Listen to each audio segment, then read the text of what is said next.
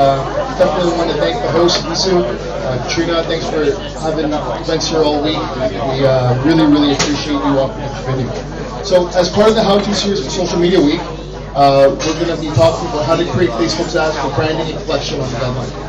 Okay. Our Twitter hashtag is @DigitalButter. With this particular event, it's at SMWHK apps. So for those of you who are tweeting and kind of carrying this through, that's your link. So I'm Digital Butter. Today, there's going to be two things happening. So one of the things that we're doing is my co-founder James Fidel, as well as Jude Reed, who's our senior developer. These guys are going to actually be building a live app in person here tonight for about 30 minutes. And what we're going to do here is we're actually going to be building an app specifically for Animals Agent, who's one of our clients right now. We're currently revamping their very large website. And we thought we'd have some fun with it. So I'm going to show you the design in a bit, but I just wanted to kind of give you guys an outline of what we're doing here today. So one of the things that's going to actually happen is that we're going to be running a photo contest throughout the event today. So at the end, we're going to show you a very customized app that's going to be pulling in from Twitter as well as Facebook comments. This is the picture that we're going to be posting up that you guys can caption on. And we have some prizes. We have some awesome bears from Animals Asia, as well as some t-shirts and some thumb drives. So if you guys want to see this picture, you can go on to the Animals Asia Facebook page on your smartphones, tablets, laptops, and we'll get to the end and we'll show you what it all looks like when we pull it together. So today's challenge, build a Facebook application for Animals in 30 minutes. Okay, we're going to get them started here, but before they do, they need a little bit of energy. So in very kind of social network style, we're going to start them off with a Jaeger bomb here. So we got some Red Bull to get their blood going. James is still drinking his gin and tonic, like just to loosen himself up here. So they're going to start this, and then as soon as they hit the shot, we're going to start 30 minutes. So can I get a volunteer to kind of keep track of time here? Anybody? You got a timer? So every 5 minutes, okay, if you could just kind of, just let me know it's 5 minutes. They're going to do a shot every 5 minutes for the full 30 minutes to get this app up. And if they don't get it up, well, we don't even want to know the consequences. Okay, so the rules are, we are not using any third-party apps. This is completely from scratch. This is all proprietary programming, and we're going to use Zuckerberg rules, which is the whole drinking part of it. So as inspired by the Social Network, we've actually done this before. So after watching the Social Network, Digital Butter started doing some code jams. And as part of the code jams, what we did was we gathered the team, the developers. We would come in on a Saturday, bright and early, literally at 8 o'clock in the morning, and we would have the day outlined. For the next 8 hours, we would challenge ourselves to work on nothing else. No phone calls, no client emails, nothing else, and we would be focusing on a specific application. Okay? We need a lot of pizza, like a lot. And every time these guys made a mistake, okay, what we call a noob, we would actually be inspired by Bros Icing Bros, and we'd do a nice shot. And this is actually really during the code jam that we did, and we tweeted the whole day throughout it. And at the end of it, we created Upfront, which is an application that we built on top of our Modex CMS framework, which allows you guys to update the website from the front end. So this was a one-day event, 8 hours. We had 5 developers focused on one task at hand, and it was amazing how much we could achieve. So this is something that we've done before for Facebook, and this is what we're doing today here for the next 30 minutes. So are you guys ready here? Okay. So we're starting. Doing the Jaeger bomb. Here we go. Give me a cheer. Ready? Go. So it's 30 minutes.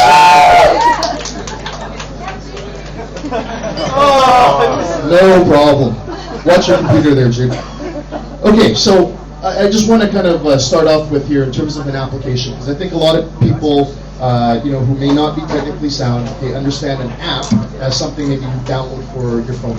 But in the web world, the Facebook application, it's actually not something that you download specifically for your phone. A web application, okay, is basically uses an API, okay, which is an application programming interface, okay, and what it does is it pushes and pulls data in and out of social networks. So in layman's terms, what that means is it actually speaks to one another. So you have 2 different platforms that speak to one another. So what that means, okay, is that for those of you who use Twitter or are familiar with Twitter, an application is TweetDeck. So TweetDeck as an application connects, okay, through Twitter's API to actually broadcast messages. So how does it work? Through the internet, okay, TweetDeck goes any new tweets to Twitter. Twitter goes not yet. And every so often, depending on how you program it, every 5 seconds or whatnot, goes to ask any new tweets again, and then all of a sudden you get, yes, here's 10 new tweets. So for those of you who don't know, okay, Twitter.com is itself an app, okay, built on top of the Twitter API. So this is actually a trend that you're going to see more and more of as the web grows, where, even for example, like Facebook built a core, and as the core, all of these other companies like Zynga, they build Facebook-specific apps, like such as Farmville, Mafia Wars, or what we'll see later on, very specified custom applications that help promote businesses and fan groups. So why are apps so important to social networks? Okay, it creates customized experiences, has unique purposes.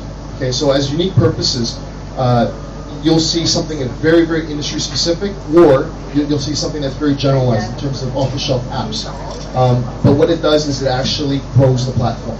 So the platform, whatever it was, when Facebook started in 2004, has definitely evolved to what it is today because of the open source community that has actually contributed to all of these different apps and developers that are basically creating custom solutions. Is that 5 minutes yet? Oh, really? I'm speaking way too fast then. So apps only have access if you allow them to. Okay, so what does that mean? So as part of these apps, they need you, the user, okay, to actually consent to the information. So we've all seen these pages where you connect through an app, whether it's the Huffington Post or games, where the app asks you, hey, can we access your basic information? And as a result, if you say yes, okay, that app has now applied itself to you. So that app now works in context of, me, Glenn Chu. For Animals Asia, okay, in terms of what we're building in terms of an app, we needed to understand the objectives.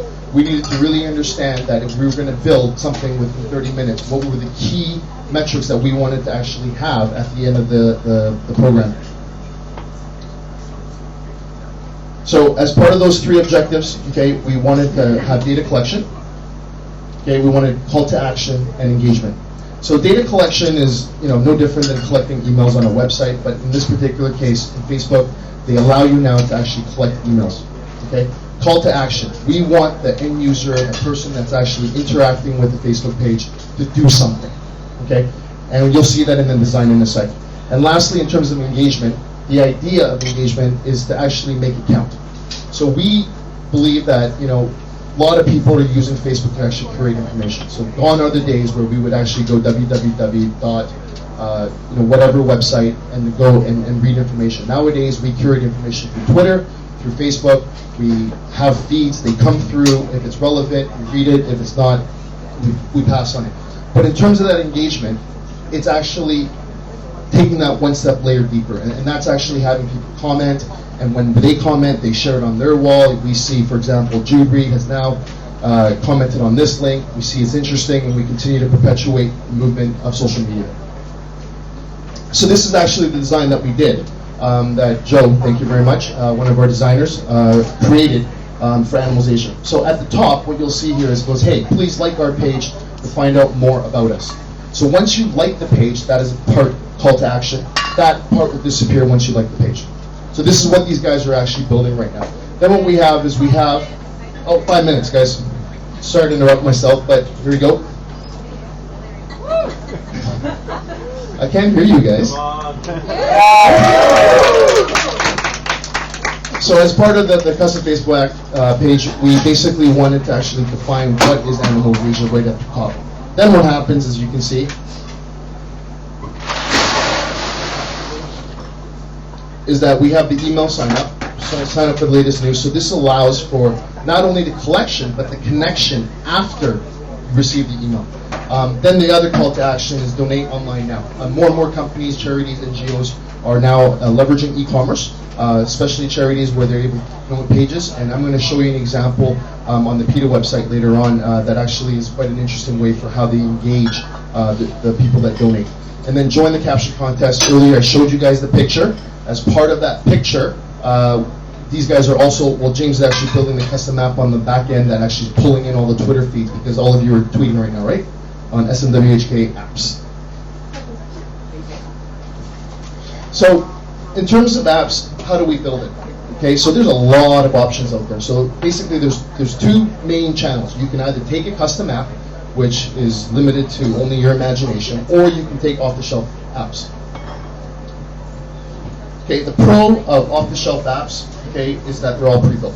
So they're built for the mass market, so obviously they're already done. They're completed, it's fast, it's easy to use, lots of different options, and because they're built for mass market, the pricing is usually very, very cheap. The cons, okay, are integration. And what we mean by integration is that these apps are siloed. They only work within context of that particular app. And in terms of customization, you're obviously very, very limited. And then security and privacy. So I'm going to show you an example of what we mean by security and privacy.